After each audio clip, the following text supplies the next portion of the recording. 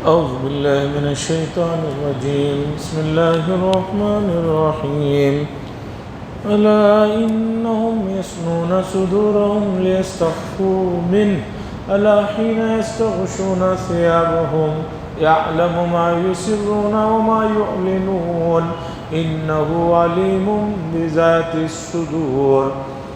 وما من دابة في الأرض إلا على الله رزقها ويعلم مستقرها ومستودعها كل في كتاب مبين. وهو الذي خلق السماوات والأرض في 6 أيام وكان عرشه على الماء ليبلوكم أيكم أحسن عملا ولئن قلت إنكم مبعوثون من بعد الموت ليقولن الذين كفروا إن هذا إلا سحر مبين.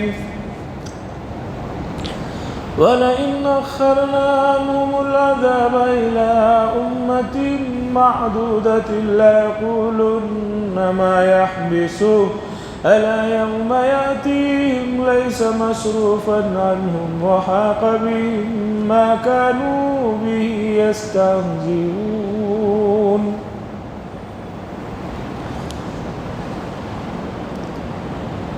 حضرات، یہ سورہ ہود کی چند آیتیں ہیں جو میں نے آپ کے سامنے پڑھا، اور اس وقت جو پہلی آیت میں نے پڑھا ہے اس کا ترجمہ اور مطلب سمجھنے کے لیے اس کا شان نزول سمجھیے، اس کے پیچھے کی جو سوچ ہے جس کی وجہ سے آیت نازل ہوئی اسے سمجھیے۔ مفسرین کہتے ہیں کہ مکہ المکرمہ میں کفار رسول اللہ صلی اللہ علیہ وسلم کو جو ہی دیکھ لیتے سینے کو دوہرا کر لیتے، اپنے آپ کو چھپاتے اور کپڑے ڈال لیتے چہرے پر کہ بھئی رسول اللہ صلی اللہ علیہ وسلم کو نہ دیکھنا پڑے نہ آپ کی بات سننی پڑے، اس لیے کہ آپ کی بات سنتے ہیں، قرآن سنتے ہیں تو ان کو ان کے بڑوں نے یہ سمجھا دیا تھا یہ کھلا ہوا جادو ہے، تم لوگ بہک جاؤ گے، اپنے مذہب سے نکل جاؤ گے۔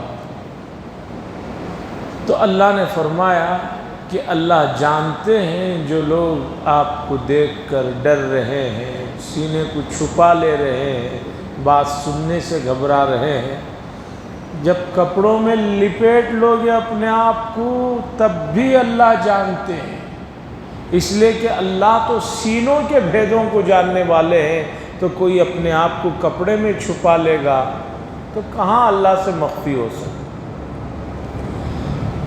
دوسرا مفسرین نے کہا ہے کہ بعض کفار اور احمق قسم کے لوگوں کی یہ عادت تھی کہ وہ گناہ کو چھپ کر کرتے تھے اور یہ سمجھتے تھے کہ دروازے بند کر لیں، دریچے بند کر کے ہم گناہ کریں گے، چھپ کر کریں گے تو اس کا علم اللہ کو نہیں ہوتا۔ اللہ نے فرمایا یہ بھی بیوقوفی ہے، تم کتنا بھی چھپ جاؤ، کہیں بھی چھپ جاؤ، اللہ کے علم سے تم نہیں آگے جا سکتے، اللہ کا علم وہاں پہنچ کر رہتا۔ جب آج دنیا نے اتنی ترقی کر لی ہے کہ چھوٹی چھوٹی چیزیں اگر گھر میں ہیں تو سیٹلائٹ کے ذریعے سے پتہ چل جاتا ہے کہ بھئی وہ فون اس وقت کہاں ہے، کہاں سے استعمال ہوا ہے۔ جدید ٹیکنالوجی جب اتنی ترقی کر سکتی ہے تو کوئی آدمی دروازے میں بند ہو جائے، گھر میں بند ہو جائے، کپڑوں میں اپنے آپ کو چھپا لے اور یہ سمجھے کہ اب میں جو گناہ کر رہا ہوں پتہ نہیں چلے گا۔ اللہ نے فرمایا یہ خام خیالی ہے، یہ بیوقوفی ہے۔ الا خبردار سنیے، بے شک وہ لوگ یسنون صدورہم اپنے سینوں کو دوہرا کر لیتے ہیں، چھپا لیتے ہیں، ایسا یوں کر لیتے ہیں، لیستخفوا منہ تاکہ وہ اس سے پوشیدہ ہو جائے، یعنی اللہ سے پوشیدہ ہو جائے۔ الا حین یستغشون ثیابہم، خبردار سن لیجئے، یہ جب اپنے آپ کو کپڑوں میں چھپا لیتے ہیں، یعلم ما یسرون، اللہ جانتے ہیں جو کچھ چھپا رہے ہیں، وما یعلنون، اور جو کچھ ظاہر کر رہے ہیں۔ کیوں؟ انہ علیم بذات الصدور، وہ ذات ہے جو سینوں کے اندر کے رازوں سے بھی واقف ہے۔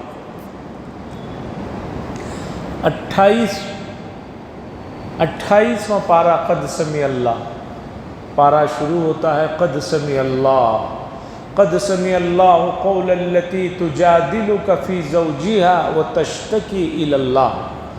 اس آیت کے شان نزول میں سیدہ عائشہ رضی اللہ تعالیٰ عنہ فرماتی ہیں، ایک خاتون خولہ بنت ثعلبہ یہ آ کر رسول اللہ صلی اللہ علیہ وسلم سے اپنے شوہر کی شکایت کر رہے تھے، اور پردے سے اتنا آہستہ سے یہ بات کر رہے تھے کہ سیدہ عائشہ فرماتی ہیں کہ میں بھی گھر میں تھی، مجھے سنائی نہیں دے رہا تھا کہ وہ کیا کہہ رہی تھی۔ چھوٹا سا گھر ہے رسول اللہ صلی اللہ علیہ وسلم کا، جس میں ایک پردے کی آڑ سے یہ خاتون اپنے شوہر کی شکایت کے ساتھ لڑ رہی تھی، جھگڑا کر رہی تھی۔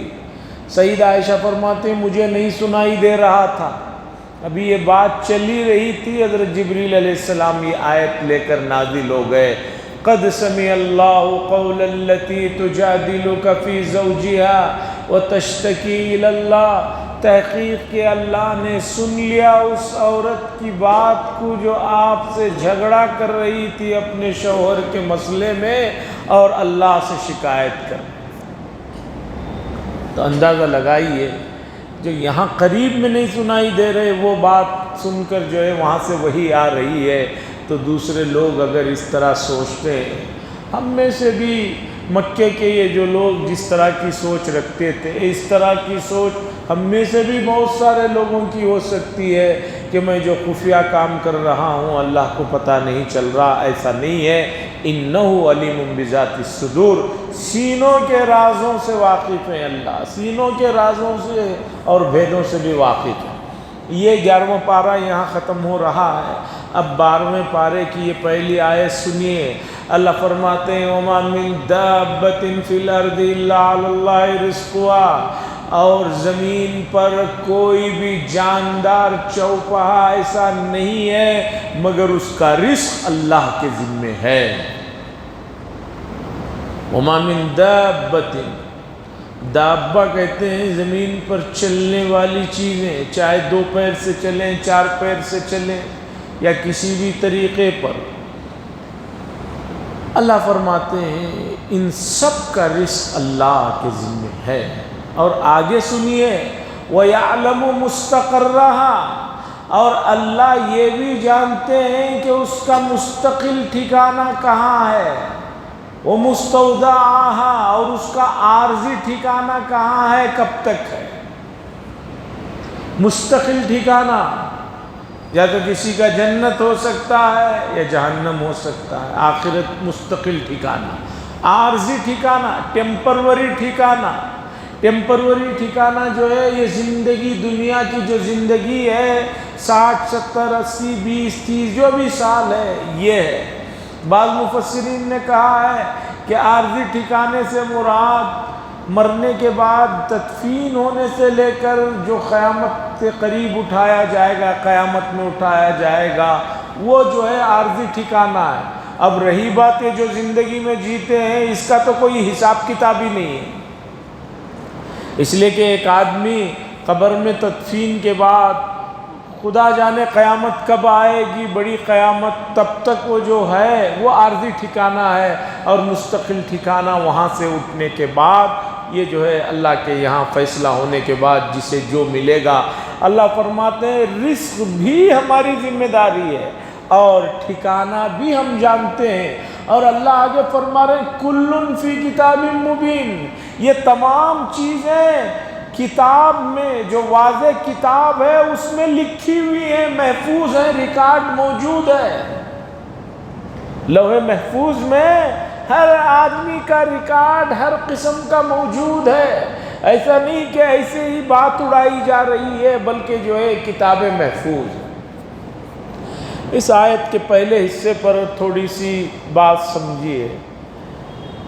جب ایک آدمی یہ کہے جب کھانا میرے اللہ کے ذمے ہے تو مجھے تو کام کرنا پڑ رہا ہے، محنت کرنا پڑ رہا ہے۔ اور بعض لوگ ایسے بھی ہیں جو کھانا نہ ہونے کی وجہ سے فاقوں سے مر جاتے ہیں، بھوک کی وجہ سے مر جاتے ہیں۔ اس کا کیا جواب ہے؟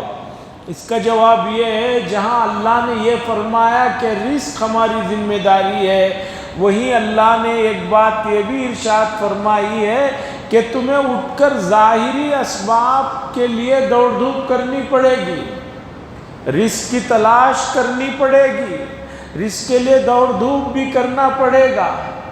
ہاں، دوڑ دھوپ کرنے کے بعد یہ سمجھنا کہ یہ رزق میری دوڑ دھوپ کی وجہ سے مل رہا ہے، یہ سوچ صحیح نہیں ہے۔ اصل جو ہے رزق وہ اللہ کی طرف سے ملتا۔ اگر دوڑ دھوپ ہی کی وجہ سے رزق ملتا تو دنیا میں جتنے پاگل اور بیوقوف ہیں ان کو ایک نوالا بھی کھانا نہیں ملنا چاہیے، لیکن کھا رہے ہیں وہ۔ کیا پاگل کھا نہیں رہے ہیں؟ کیا بیوقوف کھا نہیں رہے ہیں؟ یا احمق کھا نہیں رہے ہیں؟ سب کھا رہے ہیں۔ تو پتہ چلا کہ محنت کی وجہ سے رزق ہی اصل ہے، تو پھر ان لوگوں کو کھانا نہیں ملنا چاہیے۔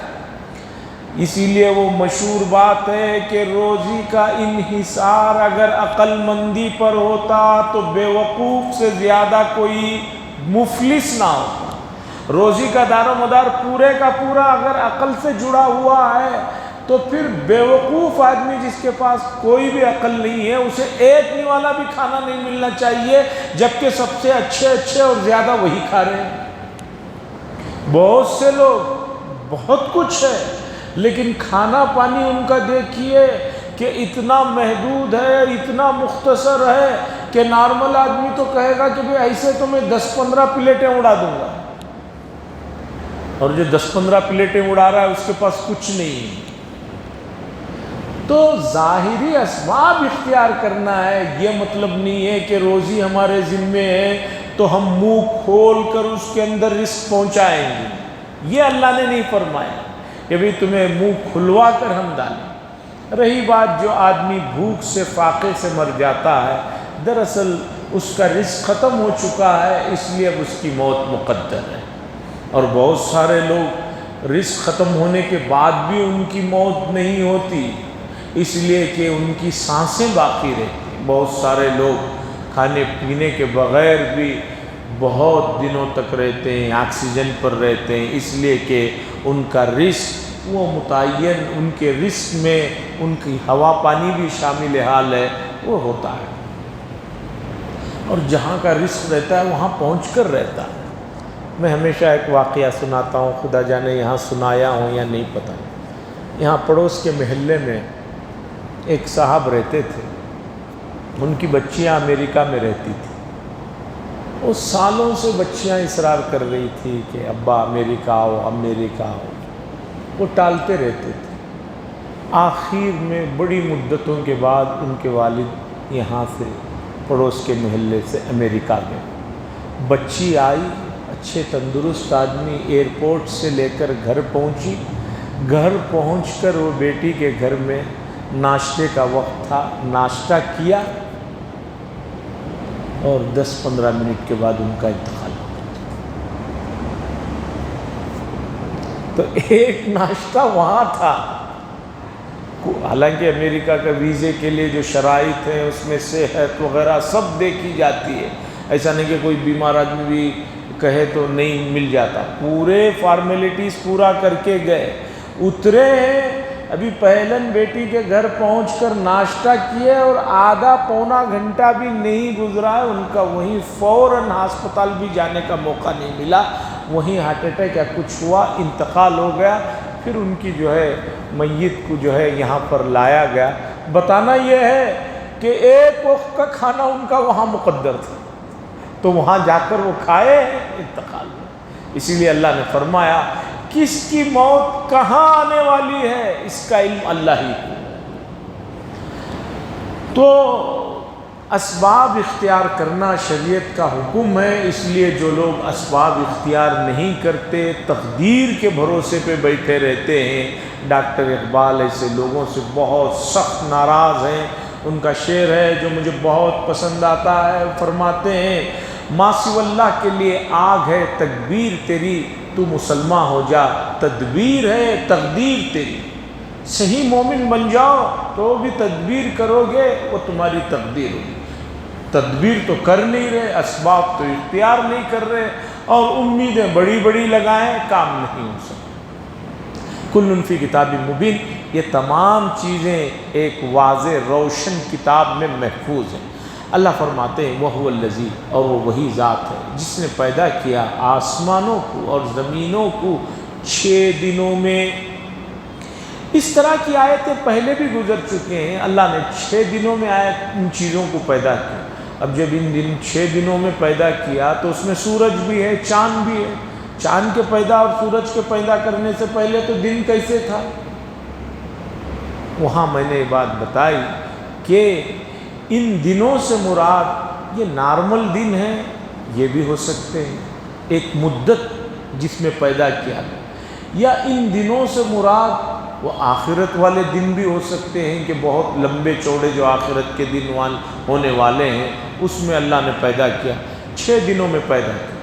ہفتے میں 7 دن ہیں، 6 دنوں میں اس لیے پیدا کیا کہ تاکہ مخلوق کو 2 باتیں معلوم ہوں۔ پہلی بات یہ معلوم ہو کہ دنیا دارالاسباب ہے، یہاں ہر کام اسٹپ بائی اسٹپ ہوتا ہے۔ حالانکہ اللہ کو کوئی چیز پیدا کرنے کے لیے 6 گھنٹے یا 6 دن 6 منٹ کی بھی ضرورت نہیں۔ اللہ نے کہا کن ہو جا تو وہ ہو جاتی ہے۔ مفسرین نے یہ کہا کہ ہو جا کا لفظ بھی بولنے کی ضرورت نہیں، وہ دنیا میں سمجھانے کے لیے اللہ نے وہ لفظ استعمال کیا۔ اللہ نے یہاں ایک ارادہ کیا، ایک چیز حاضر ہو جاتی ہے۔ بلکہ جنت میں جنتیوں کو جو فیسلٹیز دی جا رہی ہیں وہ ایسی ہیں کہ وہاں جنتی کو یہ کہنے کی ضرورت نہیں ایک گلاس دودھ لاؤ، ایک گلاس دودھ لاؤ۔ اس کے دل نے دودھ پینا چاہا، اس کے سامنے دودھ حاضر، نہر حاضر۔ شہد پینا چاہا، شہد حاضر۔ یہاں کی طرح بٹن دبانا یا چھونا یہ سب نہیں۔ جب انسان کو اتنی سہولتیں وہاں پر اس کی سوچ پر رہیں گی تو اللہ تو بڑی ذات ہے۔ دراصل مخلوق کو بتانے کے لیے کہ دنیا دارالاسباب ہے، یہاں کوئی کام وجود میں آنا ہے تو آپ کو محنت کرنا پڑے گا اور مسلسل محنت کرنا پڑے گا۔ اور اس مسئلے کو امت کے علاوہ دوسرے اقوام نے سمجھ لیا ہے۔ وہ لوگ محنت پر اور قابلیت اور جد و جہد پر یقین رکھتے ہیں، اس لیے وہ آگے بڑھتے جا رہے ہیں۔ اور امت جو ہے صرف آرزوؤں میں، امیدوں میں، کرامتوں میں، معجزے ہونے کے انتظار میں ہے کہ میں نے دعا کر لیا ہے، میں نے جو ہے سوچ لیا ہے اب ایسا ہو جائے۔ ایسا نہیں ہوتا، آپ کو محنت کرنی پڑے گی، ورنہ رسول اللہ صلی اللہ علیہ وسلم احد کی لڑائی میں 2 جنگی لباس کیوں پہنتے ہیں؟ اسباب اختیار کرو۔ حاضرین کرام، محنت، جد و جہد، لگن، کوشش یہ پسندیدہ اسلام میں چیزیں ہیں، اور جو بھی اسے اپنائے گا وہ کامیاب رہے گا۔ ابھی دیکھیے 2-4 دن پہلے یا اس سے پہلے SSLC کا رزلٹ آیا، ہمارے اسٹیٹ کا رزلٹ آیا۔ میں ICC اور CBC کا نہیں بات کر رہا، اسٹیٹ لیول کی بات کر رہا ہوں، جس میں 8-9 لاکھ بچے بیٹھے تھے ایگزام میں۔ اس کا رزلٹ آیا، اچھے پرسنٹیج سے پاس ہوئے ہیں بچے، اور مجموعی طور پر بھی اچھا رزلٹ آیا ہے۔ لیکن یہ آخری حرف نہیں ہے، اس لیے کہ اس سال کے جو 4 ٹاپرز، جو 4 بچے 100% نمبر لائے، ٹاپرز لائے ہیں، اس میں ہمارا کوئی بچہ نہیں ہے، کوئی بچی نہیں ہے۔ 99 لائے ہوں گے، 98 لائے ہوں گے، جو 100 لائے ہیں 4 ہیں اس سال اسٹیٹ میں، اس میں ہمارا کوئی بچہ نہیں ہے۔ کیوں؟ اس لیے کہ ہمارے یہاں محنت آخر وقت میں کی جاتی ہے، محنت شروع سے ہونی چاہیے، ابتدا سے ہونی چاہیے۔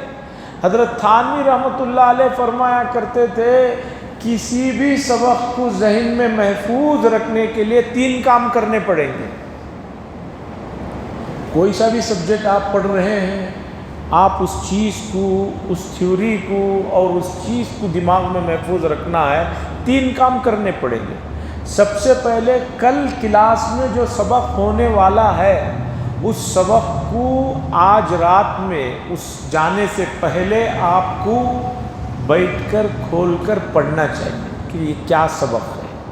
کل جو مجھے ٹیچر پڑھانے والے ہیں، سمجھانے والے ہیں، لیکچرر اس پر جو یہ ڈالنے والے ہیں، وہ رات میں بیٹھ کر ایک دن پہلے بیٹھ کر کھولے پڑھے تو بہت چیزیں اسے سمجھ میں آئیں گی۔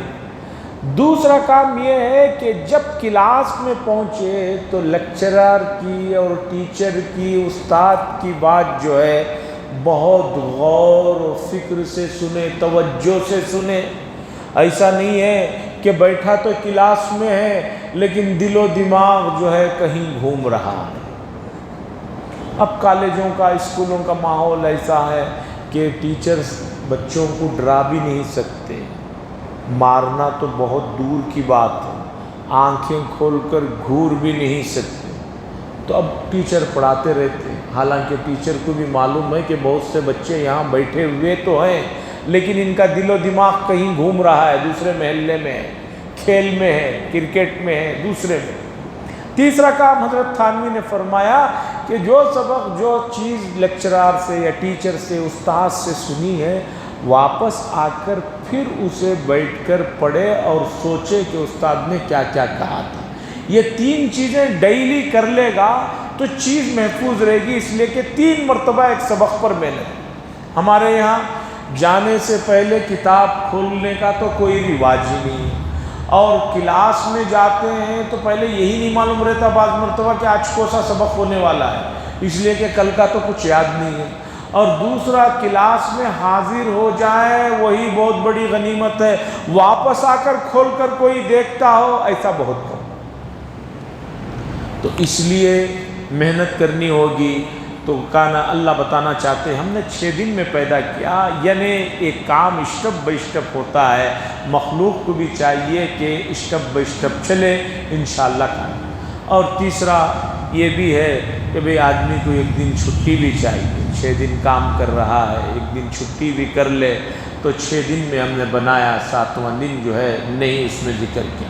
اللہ فرما رہے ہیں کہ جب اللہ نے یہ تمام چیزیں پیدا کی تو اس وقت پانی پہلے سے پیدا تھا، وَكَانَ عَرْشُهُ عَلَى الْمَاءِ، اور اللہ کا شاہی تخت جو ہے وہ پانی کے اوپر تھا۔ زمینوں اور آسمانوں کے پیدا کرنے سے پہلے اللہ نے پانی کو پیدا کر دیا تھا، قرآن یہ کہہ رہا ہے۔ اور ہر چیز کو اللہ نے پانی سے پیدا کیا ہے، ہر چیز کی پیدائش میں اور اس کی زندگی میں پانی کا بڑا عمل دخل ہے۔ وَكَانَ عَرْشُهُ عَلَى الْمَاءِ، اور تھا اللہ کا عرش جو ہے وہ پانی پر۔ اللہ نے فرمایا ہم نے کیوں پیدا کیا زمین و آسمانوں کو؟ لِيَبْلُوَكُمْ أَيُّكُمْ أَحْسَنُ عَمَلًا، تاکہ آزمائیں، تاکہ امتحان لیں کہ تم میں سے کون ہے جس کا عمل بہترین ہے، عمل کے اعتبار سے کون بہترین ہے۔ یہ ظاہری آزمائش کے لیے یہ پورا سیٹ اپ قائم کیا گیا ہے۔ تو یہاں قرآن نے کہا کہ دنیا پیدا کرنے کا مقصد بیکار نہیں ہے، بلکہ یہ چیزیں ہم نے تمہیں دی تمہاری ضروریات کو، اور تمہیں یہ دیکھنا ہم تم میں چاہتے ہیں کہ تم میں کون بہترین عمل کرتا ہے۔ مفسرین نے بڑے نکتے کی بات لکھی ہے۔ اللہ نے فرمایا ایُّکم احسن عملا، کہ اللہ دیکھنا چاہتے ہیں کہ تم میں سے بہتر اور عمدہ عمل کس کا ہے، عمدہ کام کس کا ہے۔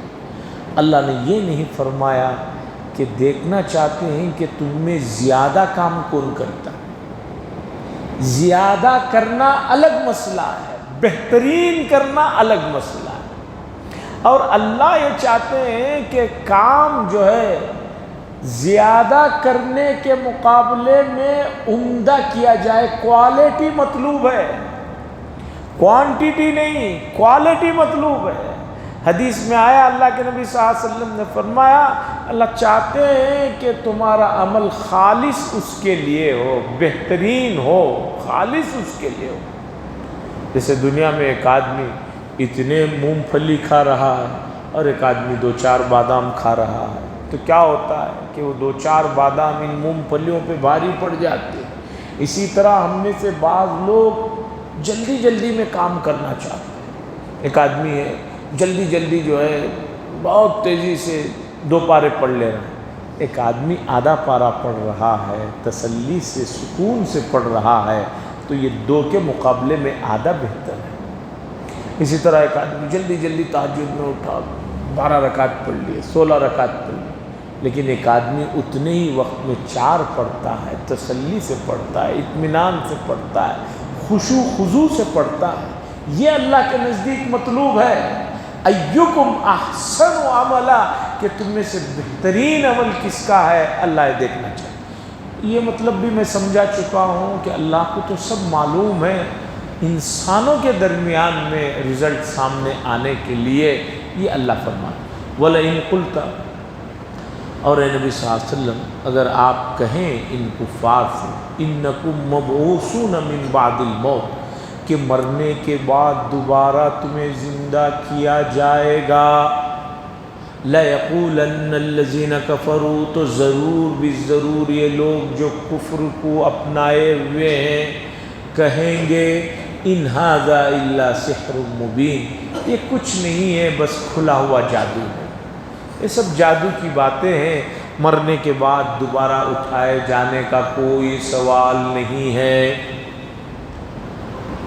اب اللہ فرماتے ہیں وَلَئِنْ أَخَّرْنَا عَنْهُمُ الْعَذَابَ، اور اگر ہم ان لوگوں سے ان کی شرارتوں کے باوجود، ان کی خباثتوں کے باوجود، ان کی نافرمانیوں کے باوجود، ان کفار سے اگر ہم نے عذاب کو تھوڑا ڈیلے کر دیا ہے، اِلَىٰ أُمَّةٍ مَعْدُودَةٍ، تھوڑی مدت کے لیے ڈیلے کر دیا ہے، چند سالوں کے لیے، چند مہینوں کے لیے، ایک مدت کے لیے ڈیلے کر دیا ہے، تو لَيَقُولُنَّ مَا يَحْبِسُ، تو یہ لوگ کہتے ہیں بھئی کس چیز نے جو ہے اسے روک رکھا ہے عذاب کو؟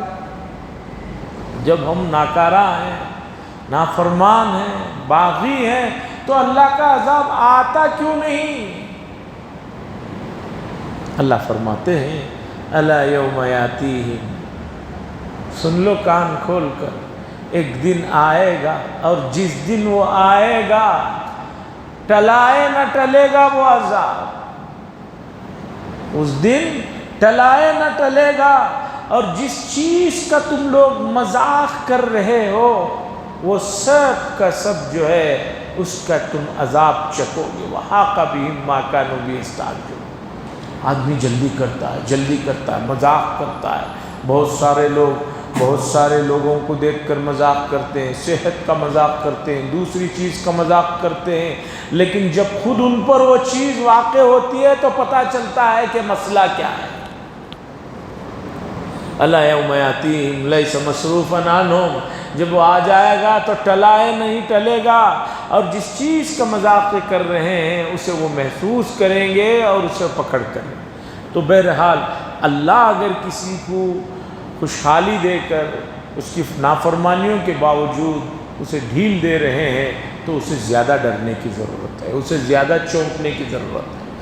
اللہ فرماتے ہیں وَلَئِنْ أَذَقْنَا الْإِنسَانَ مِنَّا رَحْمَةً ثُمَّ نَزَعْنَاهَا مِنْهُ، اور اگر ہم چکائیں انسان کو اپنی طرف سے رحمت، ہم انسانوں کو اپنی طرف سے رحمت دیں، آسانیاں دیں، خوشحالیاں دیں، ثُمَّ نَزَعْنَاهَا مِنْهُ، پھر اس آدمی سے جسے خوشحالی دی گئی تھی، آسانیاں دی گئی تھی، زندگی کے موج مستیاں دی گئی تھی، پھر ہم اس سے وہ موج مستیاں، وہ خوشحالیاں اور وہ جو کچھ اسے سہولتیں تھیں اس سے چھین لیتے ہیں۔ إِنَّهُ لَيَئُوسٌ كَفُورٌ، تو یہ البتہ بہت زیادہ مایوس ہو جاتا ہے اور ناشکرہ بن جاتا ہے۔ اللہ کیا فرما رہے ہیں؟ یہ چیز پسندیدہ نہیں۔ اللہ نے ایک آدمی کو صحت دی، آزمائش کے لیے بعد میں بیماری بھی دے دیتے ہیں، اب بیماری آتے ہی آدمی ناشکرہ بن جاتا ہے، مایوس بن جاتا ہے، اور مایوسی تو اب ایسی چھا گئی ہے ہر آدمی میں چھوٹی چھوٹی چیزوں پر مایوسی کا نتیجہ ہے کہ خودکشیاں ہو رہی ہیں۔ یہ رمضان سے پہلے ایک صاحب بتا رہے تھے کہ ان کا لڑکا شادی شدہ ایک بچے کا باپ، کاروبار میں نقصان ہو گیا، تو اس نے آ کر باپ نے کہا کہ بھئی تمہارے سے کچھ ہونے والا نہیں ہے، اچھا ہے کہ تم مر جاؤ، مر گئے تو قصہ ہی ختم ہو جائے۔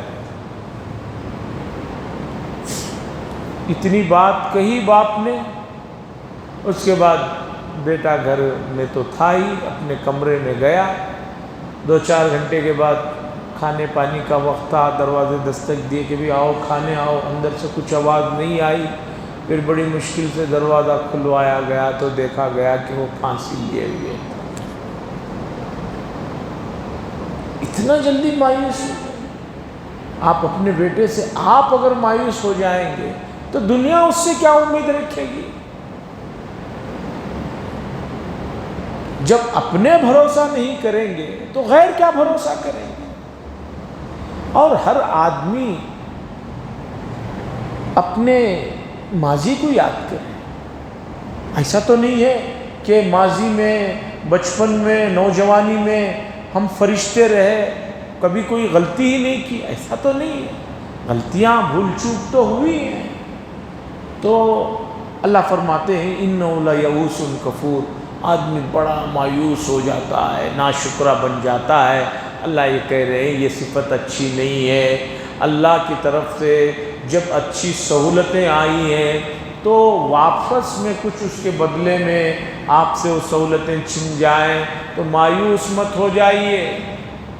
حضرت حسن بصری رحمۃ اللہ علیہ نے ایک آدمی کو دیکھا، سر پر پٹی باندھ کر آ رہا تھا۔ حضرت نے پوچھا یہ کیا ہے؟ تو اس نے کہا کہ سر میں بہت درد ہو رہا ہے اس لیے پٹی باندھا ہوں۔ حضرت حسن بصری رحمۃ اللہ علیہ نے فرمایا زندگی میں اتنے سالوں سے کبھی سر میں درد نہیں ہوا، وہ اللہ کی نعمت تو تم نے کسی کو نہیں بتائی، اب تھوڑا سا درد ہوا تو پٹی باندھ کر پورے لوگوں سے اللہ کی شکایت کرتے ہوئے پھر رہے ہو۔ اس طرح کا بھی انداز تھا سوچنے کا۔ تو بہرحال یہ ناپسندیدہ صفت ہے، اس سے بچنے کی ضرورت ہے۔ ایک اور چیز جس کی طرف میں توجہ دلانا چاہتا ہوں وہ یہ ہے، اللہ کی طرف سے کوئی نعمت ملے تو اس کا شکر ادا کرنا چاہیے اور اللہ کا کثیر ذکر کرنا چاہیے، اور اللہ سے یہ کہنا چاہیے کہ اللہ آپ کی مہربانی، آپ نے ہم نے جو مانگا وہ عطا کیا، اور الحمدللہ آپ کو اندازہ ہے کہ میں کیا کہنا چاہ رہا ہوں کہ جو مسئلہ تھا وہ اللہ کی مہربانی سے اور امت کی اجتماعی محنتوں سے، کوششوں سے ایک ایسا یہ رہا کہ جس سے سب لوگوں نے سکون کا سانس لیا۔ اللہ سے دعا فرمائے اللہ تبارک و تعالی ہر طرح کے شرور، فتن، آفات، سیئات، بلیات سے حفاظت فرمائے، اور خوشی کا موقع ہو یا غم کا موقع ہو اللہ کی طرف ہمیں رجوع کرنے کی توفیق نصیب فرمائے۔ وآخر دعوانا الحمد للہ رب العالمین۔ لک الحمد لک شکریہ اللہ، اللہم صلی علی سیدنا شفیعنا نبینا حبیبنا مولانا محمد بارک وسلم۔ ربنا آتنا فی الدنیا حسنہ وفی الآخرۃ حسنۃ وقنا عذاب النار۔ صلی اللہ تعالی وسلم علی خیر خلق محمد وعلی آلہ وصحبہ اجمعین والحمد للہ۔